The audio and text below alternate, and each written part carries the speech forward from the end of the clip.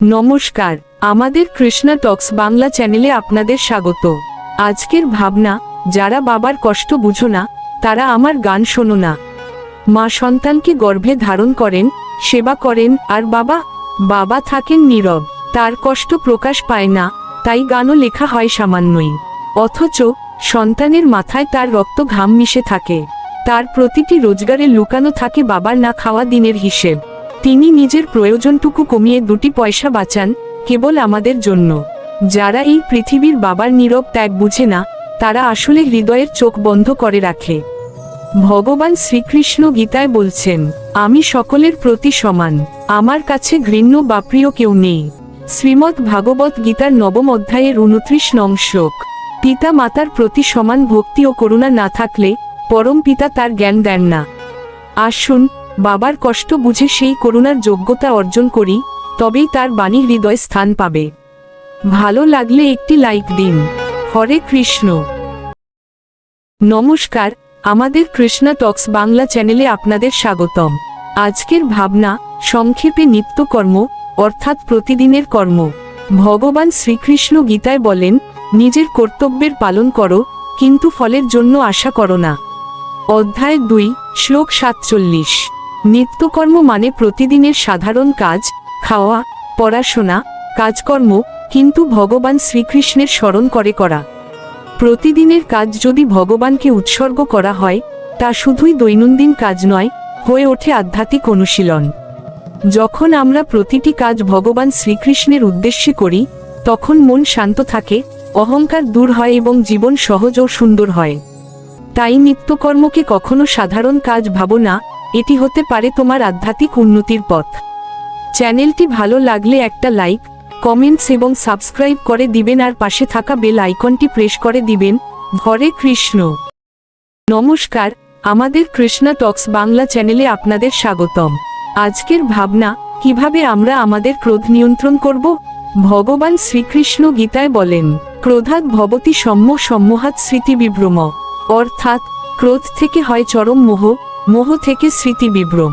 শ্রীমদ্ ভগবদ্গীতা 2য় অধ্যায় 63 নং শ্লোক অনুসারে, ক্রোধ হলো আমাদের সবচেয়ে বড় শত্রু, যা আমাদের যুক্তি ও বুদ্ধি নষ্ট করে দেয়।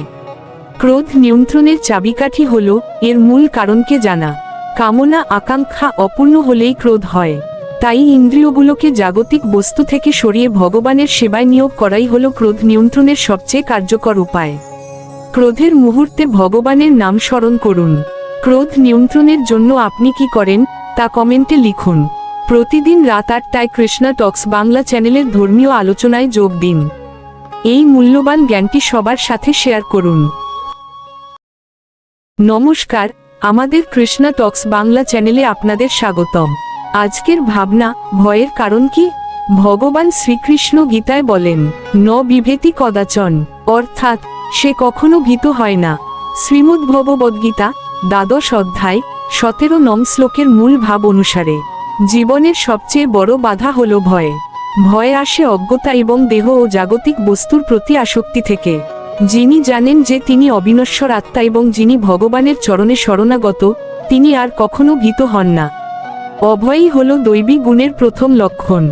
আপনার জীবনের সবচেয়ে বড় ভয় কি, তা কমেন্টে লিখে আমাদের সাথে আলোচনা করুন। প্রতিদিন রাত 8টায় কৃষ্ণা টক্স বাংলা চ্যানেলের ধর্মীয় আলোচনা শুনতে ভুলবেন না। আমাদের চ্যানেলটিকে সাবস্ক্রাইব করুন। হরে কৃষ্ণ। নমস্কার, আমাদের কৃষ্ণা টক্স বাংলা চ্যানেলে আপনাদের স্বাগতম। আজকের ভাবনা, কেন ভগবান আমাদের দুঃখ দেন। ভগবান শ্রীকৃষ্ণ গীতায় বলেন, দুঃখালম অশাশ্বতম, অর্থাৎ এই জগৎ দুঃখের আলয় এবং অনিত্য। শ্রীমদ্ ভগবদ্গীতা 8ম অধ্যায় 15 নং শ্লোক অনুসারে, ভগবান আমাদের দুঃখ দেন না, আমরা আমাদের কর্মফলের কারণেই দুঃখ ভোগ করি। এই জগৎ দুঃখের এবং ক্ষণস্থায়ী। ভগবান আমাদের দুঃখ দিয়ে জাগতিক মোহ থেকে মুক্ত হওয়ার ইঙ্গিত দেন, যাতে আমরা এই অনিত্য জগৎকে ত্যাগ করে তার দিকে মনোনিবেশ করি। দুঃখ হলো এক প্রকার সতর্কবার্তা, যা আমাদের ভক্তির পথে ফিরিয়ে আনে। বিশেষ আলোচনা শুনুন প্রতিদিন রাত 8টায়, আর লাইক, কমেন্ট এবং সাবস্ক্রাইব করে কৃষ্ণা টক্স বাংলা চ্যানেলের সঙ্গে থাকুন। হরে কৃষ্ণ। নমস্কার, কৃষ্ণা টক্স বাংলা চ্যানেলে আপনাদের স্বাগতম। আজকের ভাবনা, কুশলতার সাথে কাজ করবেন কিভাবে? যোগস্থ হয়ে এবং আসক্তি ত্যাগ করে কর্ম করাই হলো শ্রেষ্ঠ পথ। কর্মে কুশলতাই হলো যোগ। ভগবদ্গীতার শ্লোক 2 অধ্যায় 50 নম্বর। বুদ্ধিযুক্ত জহাতিহ উভে সুকৃত দুষ্কৃত তস্মাৎ যোগায় যুজ্যস্য যোগ কর্মসু কৌশলম। মনকে ভগবানে অর্পণ করে কাজ করে যান। প্রতিদিন রাত 8টায় আমাদের সঙ্গে থাকুন। শ্রী মিলন দেবনাথের বিনীত নিবেদন ও প্রণাম। হরে কৃষ্ণ। নমস্কার, আমাদের কৃষ্ণা টক্স বাংলা চ্যানেলে আপনাদের স্বাগতম। এখনকার আলোচনা, কর্মফল থেকে মুক্তি সম্ভব কি? ভগবান শ্রীকৃষ্ণ গীতায় বলেন, কর্মণ্যেবাধিকারস্তে মা ফলেষু কদাচন, অর্থাৎ তোমার অধিকার কেবল কর্ম করার, কর্মফলে নয়। শ্রীমদ্ভগবদ্গীতা 2 অধ্যায় 47 নং শ্লোক অনুসারে প্রতিটি কর্মেরই ফল আছে, আর সেই ফলই আমাদের বন্ধন তৈরি করে। যখন আমরা ফলের আশা না করে শুধুমাত্র কর্তব্য জ্ঞান করে ভগবানের প্রীতির জন্য কর্ম করি, তখনই আমরা কর্মের ফল থেকে মুক্ত হই। এই আসক্তিবিহীন কর্মই হল মুক্তি বা মোক্ষ লাভের একমাত্র পথ। বিশেষ আলোচনা শুনতে প্রতিদিন রাত 8টায় কৃষ্ণা টক্স বাংলা চ্যানেলের সঙ্গে থাকুন। ভালো লাগলে একটা লাইক, কমেন্টস এবং সাবস্ক্রাইব করে দিবেন। হরে কৃষ্ণ। নমস্কার, আমাদের কৃষ্ণা টক্স বাংলা চ্যানেলে আপনাদের স্বাগতম। এখনকার ভাবনা, আমরা পথ হারাই না। ভগবান শ্রীকৃষ্ণ গীতায় বলেন, মামেব প্রপদ্যন্তে মায়ামেতাং তারন্তিতে, অর্থাৎ যে আমার শরণ নেয় সে মায়ার পথ থেকে মুক্তি পায়। কখনো কখনো জীবনের পথে মনে হয় আমরা হারিয়ে গেছি, সব দরজা বন্ধ, সব আলো নিভে গেছে। কিন্তু ভগবান শ্রীকৃষ্ণ আমাদের বলেন, তুমি হারাওনি, আমি আছি তোমার পাশে। বিশ্বাস রাখো, প্রতিটি বিভ্রান্তির পেছনেই আছে তার অদৃশ্য করুণার হাত। যতক্ষণ মনে কৃষ্ণ আছেন, আমরা কখনো পথ হারাতে পারি না। প্রতিদিন রাত 8টায় আধ্যাত্মিক আলোচনার লং ভিডিও দেখার জন্য সাবস্ক্রাইব করে রাখুন। ভালো লাগলে একটা লাইক দিন। হরে কৃষ্ণ। নমস্কার, আমাদের কৃষ্ণা টক্স বাংলা চ্যানেলে আপনাদের স্বাগত। আজকের ভাবনা, সম্পর্কের বাঁধন ভুলে যাও। সম্পর্ক আমাদের জীবনের ভিত্তি, কিন্তু সব সম্পর্কের ঊর্ধ্বে একটি সম্পর্ক আছে, ভগবানের সাথে আমাদের চিরন্তন সম্পর্ক। যখন আমরা শুধু জাগতিক সম্পর্কের বাঁধনে মগ্ন থাকি, তখন সেই প্রধান সম্পর্কটি ভুলে যাই। এই কারণেই জীবনে আসে দুঃখ। সম্পর্ককে আমরা ভুলব না, বরং প্রত্যেকটি সম্পর্কের মাধ্যমে ভগবানের সেবা করব। যখন আপনি সব বাঁধনকে তার সেবায় উৎসর্গ করবেন, তখনই জাগতিক সম্পর্কগুলিও সুখের কারণ হবে। ভগবান শ্রীকৃষ্ণ গীতায় বলছেন, যে ব্যক্তি সম্পূর্ণভাবে আমার সেবা করে সে জড় প্রকৃতির গুণাবলী অতিক্রম করে এবং ব্রহ্মের স্তরে উন্নীত হয়। শ্রীমদ্ ভাগবত গীতার 14 অধ্যায়ের 26 নং শ্লোকের মূল ভাব অনুসারে আসুন সব সম্পর্কের মধ্যে সেই চিরন্তন বাঁধনটি খুঁজে নিই। ভালো লাগলে একটা লাইক, কমেন্টস এবং সাবস্ক্রাইব করে দিবেন। হরে কৃষ্ণ। নমস্কার, আমাদের কৃষ্ণা টক্স বাংলা চ্যানেলে আপনাদের স্বাগত। আজকের ভাবনা, এই অন্ধকারের ভিতরেই ওই যে আলো। আমাদের জীবন প্রায়শই অজ্ঞতা এবং আসক্তির অন্ধকারে ডুবে থাকে। আমরা বাইরে আলোর সন্ধান করি, কিন্তু আসল সত্য হলো, আত্মারূপে সেই দিব্য আলো আমাদের হৃদয়ের ভেতরেই সর্বদা বিদ্যমান। মায়ার আবরণ সেই আলোটিকে ঢেকে রাখে। শ্রীমদ্ভগবদ্গীতার গভীর শিক্ষা অনুসারে আত্মা হলো অবিনশ্বর, কিন্তু কর্মের ফলে আমাদের প্রজ্ঞা অন্ধকারাচ্ছন্ন হয়। যা আমাদের এই মায়ার অন্ধকার থেকে মুক্ত করে তা হলো ভগবানের জ্ঞান। ভগবান শ্রীকৃষ্ণ গীতায় বলছেন, আমি তাদের প্রতি অনুগ্রহ প্রকাশের জন্য তাদের হৃদয়ের অজ্ঞানতাজাত অন্ধকারকে জ্ঞানরূপ দীপ্তিময় প্রদীপের দ্বারা দূর করি। শ্রীমদ্ভগবদ্গীতার 10 অধ্যায়ের 11 নং শ্লোক। আসুন এই প্রজ্ঞার প্রদীপ জেলে হৃদয়ের অন্ধকার দূর করি। ভালো লাগলে একটা লাইক, কমেন্টস এবং সাবস্ক্রাইব করে দিবেন। আর প্রতিদিন রাত 8টায় কৃষ্ণা টক্স বাংলা চ্যানেলের বিশেষ ধর্মীয় আলোচনা শুনতে ভুলবেন না। হরে কৃষ্ণ। নমস্কার, আমাদের কৃষ্ণা টক্স বাংলা চ্যানেলে আপনাদের স্বাগতম। আজকের ভাবনা, জ্ঞানের আসল লক্ষণ কি? ভগবান শ্রীকৃষ্ণ গীতায় বলেন, অমানিত্যম অদম্ভিত্বম অহিংসা ক্ষমা আর্জনম, অর্থাৎ মানহীনতা, দম্ভহীনতা, অহিংসা, ক্ষমা এবং সরলতা, এগুলি হল জ্ঞানের লক্ষণ। শ্রীমদ্ভগবদ্গীতা 13 অধ্যায় 8 নং শ্লোক অনুসারে, আমরা অনেক পড়াশোনা বা ডিগ্রি লাভকে জ্ঞান মনে করি, কিন্তু গীতা অনুসারে প্রকৃত জ্ঞানী তিনিই, যার চরিত্রে দম্ভ বা অহংকার নেই, যিনি বিনয়ী, ক্ষমাশীল এবং সরল, এগুলিই হল জ্ঞানের বাস্তব বহিঃপ্রকাশ। এই গুণগুলি অর্জন করাই জ্ঞানের আসল উদ্দেশ্য। আপনার মতে সবচেয়ে গুরুত্বপূর্ণ জ্ঞানের লক্ষণ কোনটি, তা কমেন্টে জানান। প্রতিদিন রাত 8টায় কৃষ্ণা টক্স বাংলা চ্যানেলের ধর্মীয় আলোচনা শুনতে ভুলবেন না। এই তথ্যগুলি অন্যদের জানাতে শেয়ার করুন। হরে কৃষ্ণ। নমস্কার, আমাদের কৃষ্ণা টক্স বাংলা চ্যানেলে আপনাদের স্বাগত। আজকের ভাবনা, ছিলাম কোথায়, এলাম কোথায়। এই প্রশ্নটি হলো আমাদের জীবনের সবচেয়ে বড় ধাঁধা।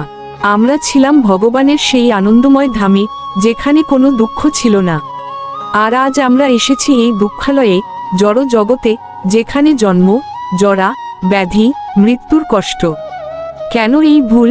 কারণ আমরা আমাদের আসল পরিচয় ভুলে গেছি। মুক্তি পেতে হলে এই প্রশ্নটির উত্তর জানতে হবে এবং আমাদের সেই মূল উৎসের দিকে ফিরতে হবে। ভগবান শ্রীকৃষ্ণ গীতায় বলছেন, এই জড় জগৎ হলো ক্ষণস্থায়ী এবং দুঃখময়, তাই আমার কাছে ফিরে আসো। শ্রীমদ্ ভাগবত গীতার 9 অধ্যায়ের 33 নং শ্লোকের মূল ভাব অনুসারে, আসুন নিজেদের আসল ঠিকানা খুঁজে বের করি। ভালো লাগলে একটা লাইক, কমেন্টস এবং সাবস্ক্রাইব করে দিবেন। হরে কৃষ্ণ। নমস্কার, আমাদের কৃষ্ণা টক্স বাংলা চ্যানেলে আপনাদের স্বাগতম। আজকের ভাবনা, কেন আমাদের ভালো ও খারাপ উভয়ই প্রয়োজন। ভগবান শ্রীকৃষ্ণ গীতায় বলেন, সুখ দুঃখ সমভূতা লাভালাভৌ জয়া জয়, অর্থাৎ সুখ দুঃখ, লাভ ক্ষতি ও জয় পরাজয়কে সমান জ্ঞান করে।